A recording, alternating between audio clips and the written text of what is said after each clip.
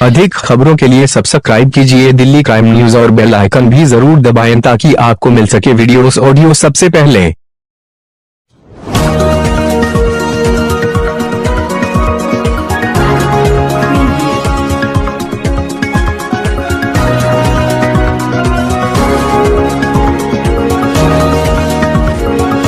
Party के बारे में बताएं। देखिए, मेरी पार्टी भारतीय महिला पार्टी जिसका नाम है, इसका गठन मैंने 2018 में किया। 2016 में मैंने इसकी शुरुआत की थी। पीलीभीत में एक छोटी सी बच्ची के साथ रेप हुआ था। उस केस को स्टडी करके मैं नहीं समझ पा रही थी कि हम महिलाओं का क्या होगा, कैसे हम लोग सरवाइव कर पाएंगे, कैसे सुरक्षित हैं।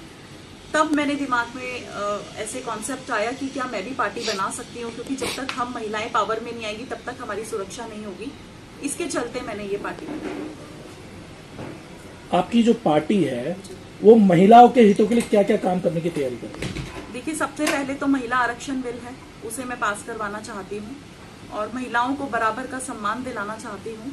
हम महिलाओं को हमेशा पीछे रखा जाता है, मैं चाहती हूँ कि उनको बराबरी का हक मिले। तो क्या आपको लग रहा है कि जो दूसरी पॉलिटिकल पार्टियां वो महिलाओं को उनके अधिकार नहीं दे रही हैं? नहीं, बिल्कुल भी नहीं दे रही हैं। अगर ऐसा हो रहा होता तो रेप केसेस बंद होते, महिलाओं का शोषण बंद हो गया होता, लेकिन अभी तक ऐसा कुछ भी नहीं है।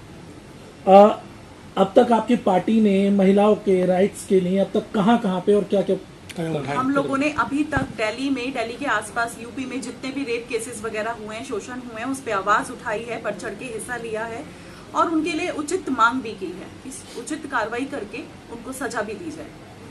तो आपको लग रहा है कि जो महिलाओं का जो एक बहुत बड़ा वोट है वो आपकी तरफ ट्रांसफर हो पाएगा आपके इन कदमों से? बिल्कुल हो पाएगा जी, बिल्कुल। अच्छा, आपकी पार्टी से अब तक कितने लोग तकरीबन जुड़ गए होंगे, एक अंदाजा औसतन? मेरी पार्टी से लगभग 10 से 15 लाख लोग जुड़ चुके हैं। 10 से 15 लाख। तो क्या आप लोग इस बार दिल्ली के एमसीडी चुनाव में भी उतर रहे हैं? हाँ जी, बिल्कुल। हम लोग पूरी सीटों पे खड़े होंगे। इसमें महिलाओं की संख्या कितनी होगी? 50% महिला, 50% पुरुष। 50% दोनों।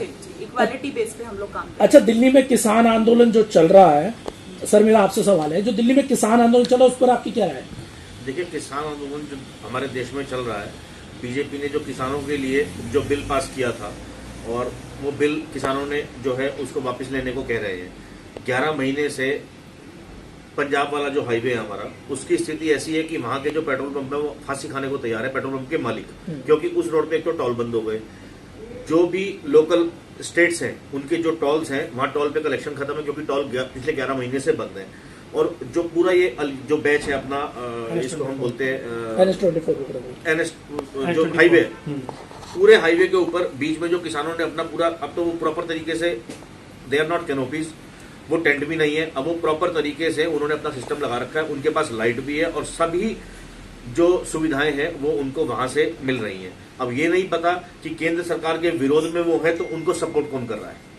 देखो, सबसे बड़ी बात है कि एक आंदोलन चलाना इस देश के अंदर आसान नहीं है, लेकिन आंदोलन को चलाना और कंटिन्यू रखना वो बहुत मुश्किल टास्क है। सवाल ये है कि किसान जिस तरीके से 11 महीने से लगातार तमाम बॉर्डरों को बैठे हुए हैं अपनी मांगों को लेकर, सेंट्रल गवर्नमेंट उनकी बात को नहीं सुनने को तैयार, इस पे आपकी पार्टी या देखिए, सेंट्रल गवर्नमेंट उनके अभी सवालों को अनदेखा कर रही है, जो उनकी मांग है उनको पूरा नहीं कर रही है। लेकिन मैं ये चाहता हूं कि किसान जो है इस देश का अन्नदाता है और किसान की ही बदौलत हम लोग अपने घरों में बैठकर आज खाना खाते हैं। चाहे आटा आप किसी भी चक्की से लेके आए, लेकिन वो आता किसान के खेत से ही है। अगर मैं केंद्र सरकार में होता, भारतीय महिला पार्टी अगर केंद्र सरकार में होती, तो सबसे पहले देश के अन्नदाता के साथ खड़ी होती। इस अवस्था में देश का किसान सड़क पे है, देश का प्रधानमंत्री हवाई जहाज में घूम रहा है, दिल्ली का मुख्यमंत्री पूरी दिल्ली का दौरा कर रहा है, झूठे वादों में लगा है, पंजाब का मुख्यमंत्री लाल बत्ती उतरवा रहा है, कोई कुछ उतरवा रहा है, लेकिन जो देश का अन्नदाता है उसके बारे में कोई नहीं सोच रहा है। अगर भारतीय महिला पार्टी केंद्र सरकार में होती और भारतीय महिला पार्टी के पास ये अधिकार होता कि किसानों की मांग पूरी करी जाए, तो हम सबसे पहले सारा काम छोड़कर किसानों की मांग को पूरा करें। बीजेपी के केंद्रीय राज्य मंत्री के बेटे की गाड़ी से लखीमपुर में अभी इतना बड़ा हादसा हुआ, किसानों को मार दिया गया। मैंने देखा वो बोलेरो कार से जो 7-8 लोगों को रौंदा गया था लखीमपुर में, वो बहुत ही दर्दनाक हादसा था। अभी बीजेपी के या ये कह लो कि देश की सबसे बड़ी राजनीतिक दल बीजेपी के जो एमपी के बेटे की गाड़ी से अगर वो कुछ हादसा हुआ है तो उसमें लखीमपुर से अभी तक तो कोई रिपोर्ट आई नहीं है कि उसमें अरेस्ट कितने, ड्राइवर गाड़ी कौन चला रहा था, और एट द लास्ट यही निकल कर आएगा कि उनका बेटा जो है वो गाड़ी नहीं चला रहा था, गाड़ी ड्राइवर चला रहा था, कुछ पैसे दिए जाएंगे और एक नया आदमी पेश कर दिया जाएगा कि वो नशे की अवस्था में गाड़ी चला रहा था। उससे क्या लगता है कि क्या डीसीपी जो उनके गेट पर जाकर उनके पिता को सलूट मारता हो, क्या उनके खिलाफ वो जांच कर पाएंगे? कुछ भी नहीं होगा जी, जांच होगी नहीं। अच्छा, मेरा सवाल आपसे है, फिर एक बार फिर से दिल्ली चुनावों पर बात कर रहे हैं आप, बार बार महिलाओं की बात कर रहे हैं, महिलाओं के अधिकारों की बात कर रहे हैं, तो दिल्ली में आम आदमी पार्टी लगातार ये कहती रही कि महिला सशक्तिकरण के लिए उन्होंने बहुत ज्यादा काम किया है, तो आपको क्या लग रहा है कि दिल्ली सशक्तिकरण, महिला सशक्तिकरण में काम नहीं हो रहा है? नहीं, बिल्कुल भी मैं काम बोलूँ नहीं इस हो बात रहा है। पे? जी बोले। महिला सशक्तिकरण के लिए हर पार्टी जब भी अपना मैनिफेस्टो लेके आती है सबसे पहले महिलाओं की बात करती है। महिलाओं को सशक्त करने के लिए ही भारतीय महिला पार्टी ने अपना गठन किया। शीतल वर्मा ने इस पार्टी का जब गठन किया तब सबसे पहली और मुख्य एक ही बात थी कि हमने महिलाओं को सुरक्षा देनी है इस देश के अंदर, जो कि कोई भी पार्टी किसी भी लेवल पर नहीं कर रही है। आम आदमी पार्टी की बात कर लो, बीजेपी की बात कर लो, ग्राउंड लेवल पे रिजल्ट जो है वो जीरो, कहीं से कोई रिजल्ट नहीं है। आज अगर कोई रेप होता है, अगर उसमें कोई बड़ा एमपी एमएलए इन्वॉल्व होता है तो उसकी कोई जांच नहीं होती, कोई कुछ नहीं होता। अभी रिसेंटली यूपी के अंदर एमपी एमएलए के वो 2-3 जो रेप के आ रहे हैं, और सोशल मीडिया पे बहुत कुछ आप ढूंढोगे तो मिलेगा। सत्ताहीन जो पार्टियां हैं उन्हीं के लोग जो है ये सब हरकतें करते हैं, लेकिन जब वो चुनाव के समय पे अपना चेहरा दिखाते हैं, 5 साल के बाद जब वो वापस आते हैं, जब जैसे कहते हैं घर वापसी होती है उनकी, जब वो आते हैं तो वो यही कहते हैं सबसे पहले हम अपनी माताओं, बहनों और बेटियों के लिए कुछ करेंगे, लेकिन उन्होंने आज तक कुछ नहीं किया। मैम, मेरा सवाल आपसे ये है कि लगातार जिस तरीके से चाहे वो आम आदमी पार्टी हो, चाहे वो बीजेपी सरकार हो, महिलाओं को बराबर पढ़ाने का और उनको सुरक्षित रखने का दावा करती हैं, क्या ये उस पर खरे उतरे हैं? नहीं, बिल्कुल भी नहीं। अगर वो खरे उतरे होते तो मुझे निकल के बाहर नहीं आना होता। मैं महिलाओं की टीम बनाकर, महिला पार्टी बनाकर आगे नहीं आती। महिलाओं के लिए आखिर आपके के मन में कुछ उद्देश्य होंगे, कुछ ऐसे विचार होंगे जो आप करना चाहें, वो बताएं थोड़ा। सबसे पहले तो मैं महिलाओं को सुरक्षा देना चाहती हूँ, महिलाओं को सुरक्षित फील कराना चाहती हूँ, ताकि हम भी निडर होकर अपने घर से रात के 12 बजे भी निकलना हो तो किसी भाई की, किसी पिता की, किसी हस्बैंड की जरूरत ना पड़े, हम बिंदास निकल सके जैसे एक पुरुष निकलता है। लेकिन कहीं ना कहीं इस देश के कानून में महिलाओं के लिए जो कानून है वो सख्त किया गया है, लेकिन अभी हाल में हमने देखा है कि कुछ महिलाओं ने भी उसका मिसयूज किया।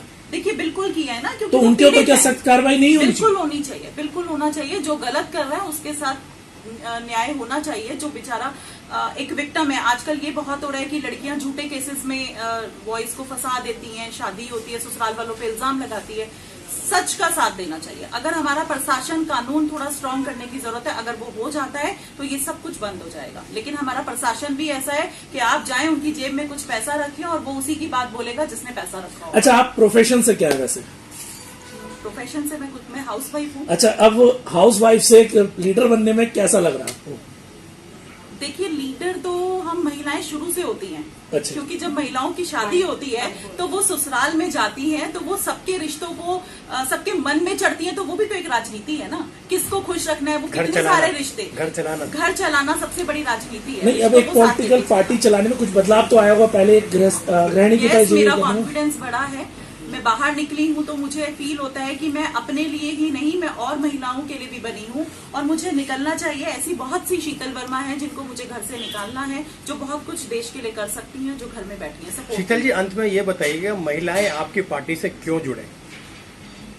महिलाएं अपने आत्मसम्मान के लिए जुड़े, अपने स्टैंड के लिए जुड़े, ये सबसे बड़ा पॉइंट है कि महिलाओं को अपना एक मंच मिला है। उन्हें किसी पार्टी के साथ, किसी नेता के साथ पीछे पीछे घूम के झंडा उठाने की जरूरत नहीं है। हमने खुद एक मंच तैयार किया है। महिलाओं का स्वागत करती हूँ, आए वो जुड़े। भारतीय महिला पार्टी के साथ में अगर कोई जुड़ना चाहता है तो उसके लिए वो कैसे संपर्क करेंगे? उसके लिए वो मेरी वेबसाइट के लिंक पे क्लिक करेंगे, उसमें सारी डिटेल्स हैं, वो पढ़ सकते हैं कि वो क्यों जुड़े, उनका क्या बेनिफिट है, हम क्या काम करेंगे, वो सब कुछ उसमें है। कोई कॉन्टैक्ट नंबर है? कॉन्टैक्ट नंबर या वेबसाइट? वेबसाइट के साथ कॉन्टैक्ट नंबर हम डिस्क्रिप्शन में आपको दे देंगे और जुड़ने की पूरी प्रक्रिया वेबसाइट में लिखी गई है। अभी हम कोई जुड़ने की फीस नहीं है, कोई कुछ नहीं है। जो भी लोग, जो कर्मठ लोग हैं जिन्हें दूसरी पार्टियों में जगह नहीं मिलती और जो वाकई ही देश के लिए कुछ करना चाहते हैं, वो भारतीय महिला पार्टी से जुड़ सकते हैं और भारतीय महिला पार्टी सर माथे से उनका स्वागत करती है। ठीक, शुक्रिया।